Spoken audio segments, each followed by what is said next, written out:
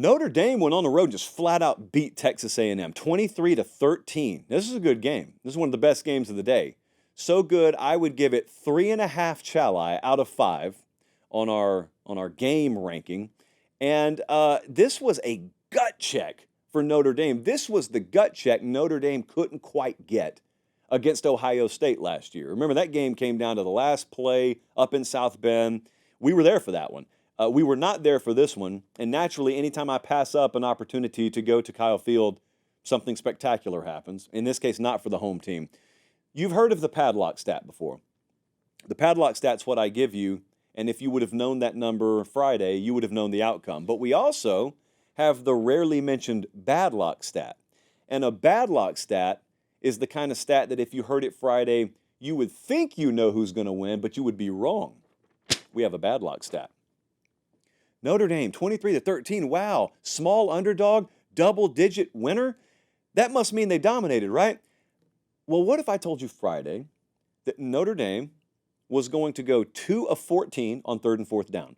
What if I told you Notre Dame was going to rack up 11 penalties for nearly 100 yards, and then you add on top of that the offensive line inexperience and Notre Dame in big games and all the energy, college game day in town? What would you have thought? You would have thought, give me the Aggies, lay the points, bet the kids' tuition on it. And as a result, your kids are JUCO at best because Notre Dame finds a way to win anyway. 4 rushes of 15-plus yards for Notre Dame. 2 of them went for touchdowns, 47 yards and 21 yards. And conversely, A&M had 0. That's a padlock stat. Let's pop the paper on that. Notre Dame, 4 rushes of 15-plus, A&M 0. And Connor Wigman, 100 passing yards. Just such an underachievement of a day for Texas A&M, which means full credit to this entire coaching staff, but specifically on the defensive side over there.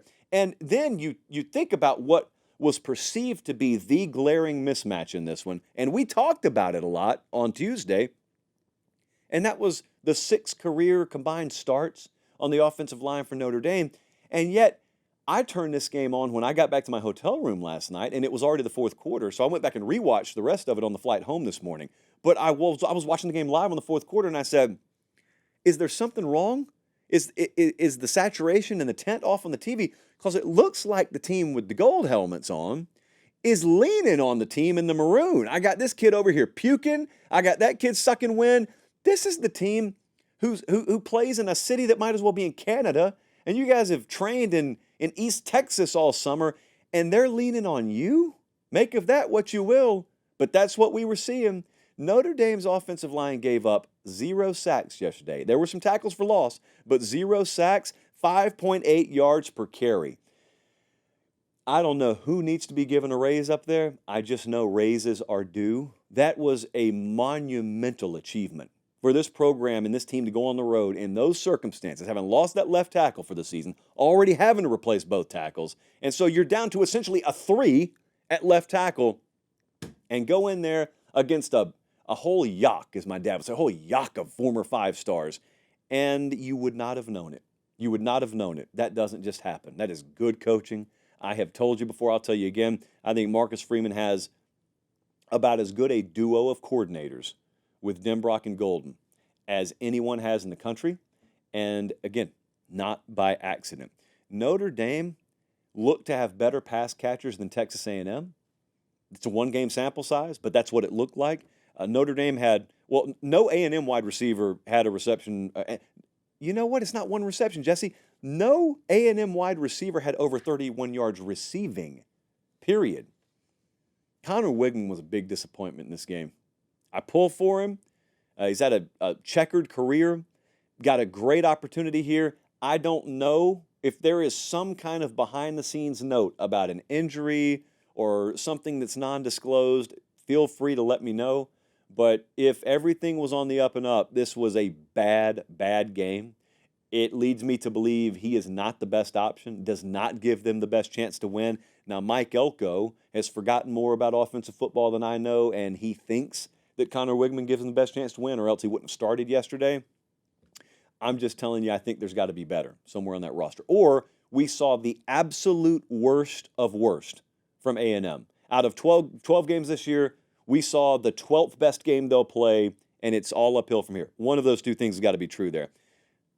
I thought Texas A&M was a little bit closer to being a turnkey roster than apparently they are.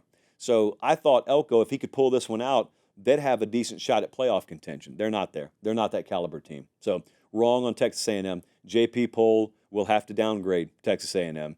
It's not the case with Mike Elko. Now, I was sky high on Mike Elko, still am.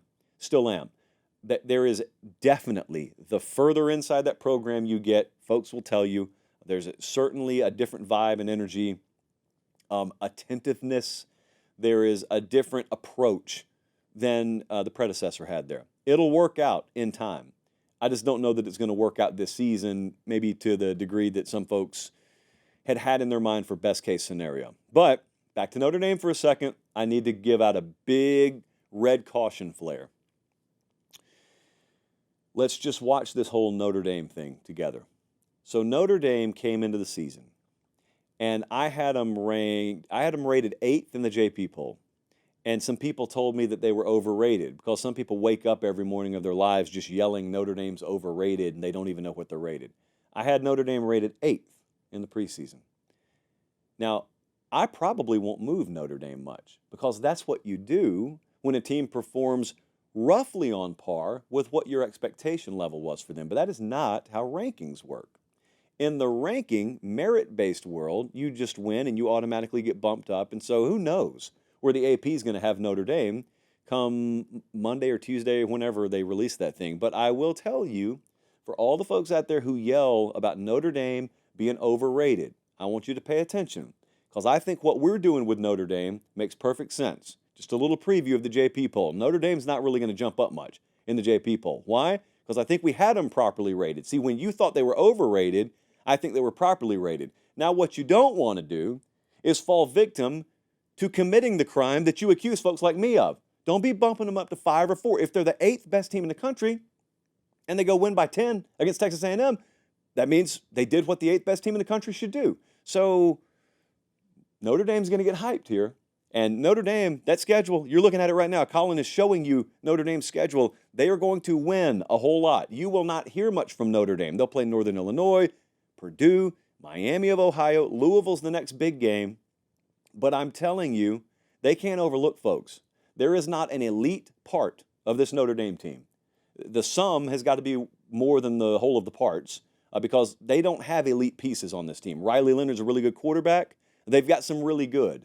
But I think that coaching staff would tell you, if they had truth serum injected in them, we're not elite in any area of this team. Collectively, we think we can be a playoff team, though.